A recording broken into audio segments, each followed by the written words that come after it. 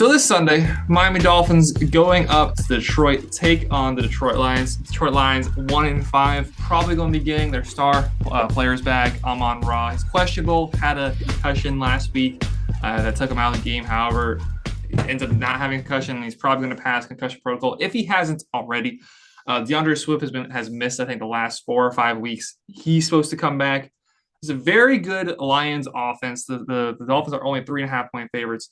Dolphins have had a tough time moving the ball downfield, and that's something that's hurt the defense.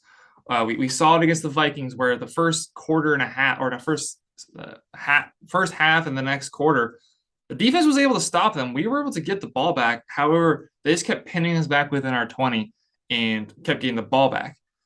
I think we can, even with a beat-up defense, we can find ways to stop the Lions. Now that the offense needs to come through. We saw the offense struggle last week against the Steelers. Tua played great the first few drives, and then things went really bad from there. It is so incredibly important this week that the offense is able to move the ball, because we know this Lions team can move the ball. One point, they had the best offense in the league, but they also had the worst defense in the league. And the offense has come back a little bit, but the defense is still very bad. So it is so important for the Dolphins to be able to maintain advantage of having the ball and be able to just move the ball downfield. Yeah, 100%. And I think a major factor in that is Xavier Howard's going to have to lock up Amon-Ra.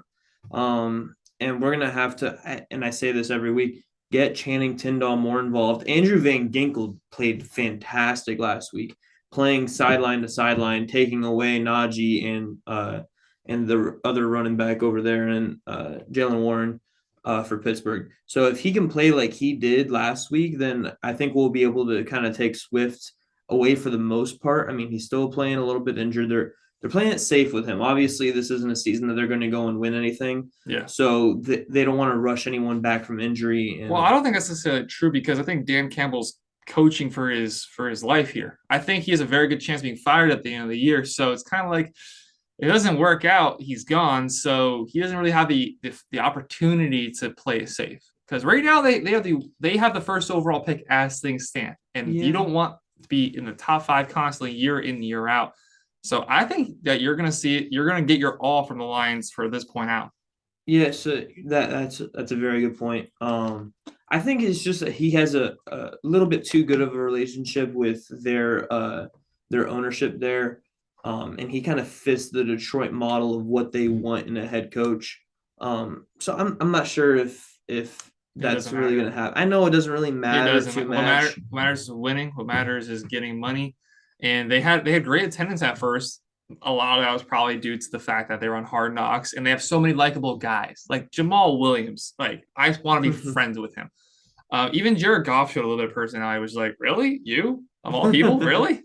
Like, they have a lot of likable guys on that team, and we got to see that with Hard Knocks. But it's a results industry. 1-5 is not cutting it. They've played some really good football. They've looked great the first 3 weeks, and I mean, a lot of people were saying could this team make the playoffs? I did not say that. Kyle was very proud to say that, and now I was very proud to say that. You were very proud to say that, and now look at them. If you saw and you said it earlier, they had at one point the best offense in football. It was really just a matter of fact if they could figure out the defense, and they have Aiden Hutchinson, number 1 pick, number 1 for them. Oh, okay. Their number 1 pick, and he's not producing the way they want him to. I mean, he's a rookie. He's been good. But he hasn't lived up to expectations so far. I think it's a little unfair, because I mean, if you compare him to the other edge rushers, Kayvon Thibodeau, they've been doing about the same, because Thibodeau missed like the first 4 or 5 games. But he came back compared to Jalen Phillips last year. Oh, night and day. He's so much better. he came back immediately. Yeah. And made an impact. Like, the Giants don't win that Ravens game if it's not for him. Yeah, he had a very big strip sack that allowed them to win the game. And Hutchinson is so young. Like, he was a senior, so he was on the older end of the class, but still, he's a first year player. He has, I think, 3 or 4 sacks so far, and I can't even tell you what Trayvon Walker's been doing as the actual first overall. Oh yeah, that's just been. I have no idea. I just literally don't know. Like, I do not know how he's been playing. he could be playing good. He could be playing bad. I just literally don't know. Aiden Hutchinson's been playing Well, he's been dealing good. with an injury too, hasn't I have no idea. But the Lions defense as a whole, it's been pitiful. And Tua, we know he can dice things up. He's not going to give you athleticism. He's not going to give you a cannon of an arm. However, if you no, don't even. We how many balls did you underthrow last week? he? He didn't underthrow many. He he under overthrew a lot. he underthrew more than he overthrew. He overthrew a lot. He overthrew like two that I can think of. He overthrew it to Tyreek Hill, and then he underthrew it to Tyreek Hill like 3 times. One of them, Tyreek came back and caught it. But Tua, if you give him a really good game plan, he's going to be electric. He was a top 5 quarterback in the league when he went down with his injury, and he's had 2 good games. Well, actually, no, he only came back last week. He had a good game last week. It wasn't anything special. It was good. It was a good first few drives, and then it was bad, but that was enough. Ultimately, that was enough. I don't know if maybe it was the scripted plays that really helped him succeed. 100%. And I think that's really what it was. I think he still has a lot of rust on him. Now, I'm not going to sit here and be like, oh, he's rusty after 2.5 weeks off. I mean, given he didn't really practice much in that time span, but still, the mental reps, like I'll chalk it up to rust if he does good this week. Because he looked, I watched back the Patriots game at the beginning of that we had the first game of the season, and he looked very similar. Great couple first drives, and then after that, kind of just sputtered off. Exactly. And so I think if he could play like he did in the Ravens game, because a lot of people didn't really watch, like, we didn't score points at the beginning of the Ravens game, sure, but we were moving the ball the entire time, and we were getting to their 40, the 50, 45. Like, we were getting to midfield and then sometimes further than that. And he had a couple of interceptions. But we were moving the ball that whole game, had no problem against and with their fully healthy squad. So I think if he can do that again this week against the Lions, and I say don't let your foot off this time. If you are up, just keep pounding, put them in the trenches, make sure that they can't come back because they do have a stellar offense. Mm-hmm. You just have to make sure that, I mean, Hawkinson's hobbled, Swift is hobbled. If we can make sure that Swift doesn't get around the edge, I don't think he's really going to be able to go anywhere up the middle with Sealer and Wilkins there. I think if we can contain him, Goff's not mobile. No. So even if we give him time, if we take everything away out there, he's going to make a bad decision. He's going to throw something up. And similar to how Kenny Pickett last week, Kenny Pickett, he really played safe with the ball. We played a lot of zone, and he dumped it into the safe open zones. But when we had nothing open and we got pressure on him and forced him to throw the ball further than 10 yards, he threw 3 interceptions. Yeah, that's where we saw his interceptions come. With Goff, similar to like what I said about Kirk Cousins a few weeks ago, just get a little bit of pressure on him. We saw it work with Kirk Cousins, just the team was not able to continue to move the ball down the field, and that's what ultimately killed us in the end. But now we have Tua back, and I believe this offense will be a lot better, and I expect both Tyreek Hill and Jalen Waddle to have absolutely monstrous games on Sunday. But on the defensive side of things, just make him uncomfortable. Goff's not going anywhere. He's not scrambling out of the pocket. We saw Kenny Pickett even. He picked up a few first downs in that last interception. He had 15 yards to run if he made the right decision. I rewatched that play. He was there.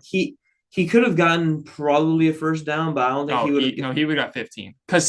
Roberts was right there. He's out running because look when he checked. Look when he checked up. When he started to check up for the throw, not like once he throws the ball. Oh, Roberts right there. No. Once he starts to check up, Roberts is like 5 yards this way. Yeah, he has a clean runway. He's also 3 yards in front of him. So if he can get a little bit of an angle, which Roberts is decent at chase downs. That would have been a 15-yard pick. Roberts is not tackling him unless he slows down. Plus you had Holland right there coming up to also. That's a 15. He had a 15. I had the angle. Gronkowski. Bro, I had the angle. That was on my side of the field. What are you talking about? I'm looking straight down the barrel. I'm from where I am behind I watching mean, mine. I can see I that. also watched the all Yeah, 22, so I got to see your angle and and my angle. I also watched the replay when once he starts to slow down, he has a 5 yard gap between him and Roberts so that he has a runway. He's not getting tackled by Roberts unless he slows down like 10 yards down the field. Goff's not doing that. Well, Goff Goff definitely is. is not doing that. Goff is definitely not doing that, but Goff is yeah. looking to stay in the pocket. He's looking to hit his weapons. He's done a great job throughout the first few games this year, especially with this connection between Amon Ra. Amon Ra broke a record or tied a record for the most games in a row with 8+ catches. He has that great rapport with him. When Amon Ra goes down, he then transfers that over to Hawkinson. For some reason, can't do both at the same time. I don't understand how that doesn't compute. It's like, okay, must be on Ra. Oh no, must be Hawkinson. Think about when he was on the Rams. Cooper Kupp really was. He didn't really spread the ball to Cooper Kupp. It was mostly Robert Woods. So given Matt Stafford's like all Cooper Kupp. So yeah, how much different really are they? it made me draft Robert Woods last year instead of Cooper Kupp. I had the opportunity to, but so did everybody. We all rooted. But yeah, Goff is not athletic. He's not a top quarterback in this league. Even the things he does well, Tua does better. Like his accuracy, his pocket presence, Tua does better. Even Tua's athleticism. Like yeah, Goff is bigger, sure, but I mean, just Tua. We've seen Tua actually run for first downs. We've seen Tua lower his shoulder, unfortunately. Please don't.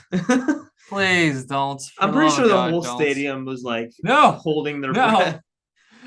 Haley sitting next to me was like, why is he doing that? So on the 2nd and 8, I'm like, why do that? Like, get your 3 yards and slide. This dude is... On the 3rd down, I can kind of understand it because it was a lot closer on the 3rd down also because he was like maybe a foot. Yeah, it was like within a yard. Yeah, it was like I think it was like a foot away from the 1st down versus the 2nd down play when he was you're like, scaring me. Like, bro, the second, like, why? No, please. So the first one though, Mike McDaniel did say like he came up to him after he's like, sorry, coach, I needed that. So he needed to like get out of his system that, hey, I can take a hit, I can still play this game. And then he also was like, hey guys, I'm not here to pussyfoot this around, to put it lightly. You know how you can say you're here to play this game? Score more than 1 touchdown. I'll need you to try to run over Devin Bush or whoever that was to try to pick up first down. I don't need you to do that. Someone I do need to do that, who's had a good stretch of games, is Raheem Mostert. The rushing game is starting to come alive a little bit. Raheem Mostert last week averaged 5 yards a carry. Chase Edmonds was 2.5. Please don't even play him, for the love of God. Put in Gaskin. Please. In all fairness to Edmonds, as far as the run game, no. As far as the run game, so he's never been a guy to like run someone over. Mostert was actually doing that for some odd reason. He wasn't a guy known to do that either. Mostert's like 6 foot. Chase Edmonds is like barely taller than Haley. But anyway, Chase Edmonds when he was in the game, like on that for example, the 3rd and 4th down plays, he got hit almost immediately after getting the ball. Like, I can't really put that on him. He sucks. The two key drops that would have been first downs. I'm not saying you're wrong. I'm just not saying you're right. I am right. You are right. Mostert. I like to see Mostert continue to get the rock. I think he's going to get a lot of it in the second half because I can see us taking a very early 2-score lead. So I think we're going to see a lot of Raheem Mostert. I wouldn't be surprised if we see Ahmed in this game. Because he's been active, but on special teams. I think if we have a comfortable lead like that, why put in an injured Mostert? Because he's been on the injury report this week with a knee injury. So why keep running it with him when he has a known long injury history? Put Ahmed in. No, I'd rather see Gaskin because I'd actually like to see Ahmed's the better runner. Gaskin's the better running back. Gaskin's the better overall running back because he can actually block and pass. Gaskin has opportunity to become the 2nd string running back on this team. So Ahmed is not jumping. He's also been a healthy scratch. I know. That's what I'm saying. Like, just play the guy. I'd like to see us bench Edmonds and put Gaskin in. Gaskin has gotten a few reps this year, and I mean, it's been okay. But it's also just he's rusty. He's not getting playing time.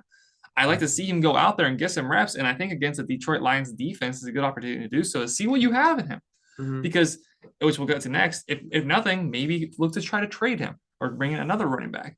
So I think Mostert's going to get a lot of carries. I would love to see Gaskin get a lot of carries. if he plays at all. Hill's going to have an absolutely insane game, I imagine, as he is the number one leading receiver in the NFL.